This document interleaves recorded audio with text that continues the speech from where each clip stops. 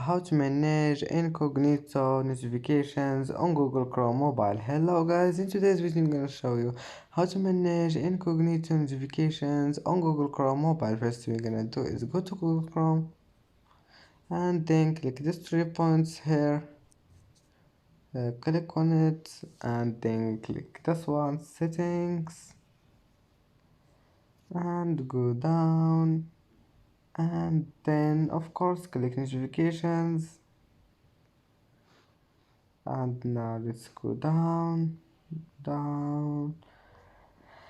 and you will find this one here, incognito mode. If you want to turn their notifications, just click here, and as you see, incognito notifications has been turned off, and one click again if you want to turn it on.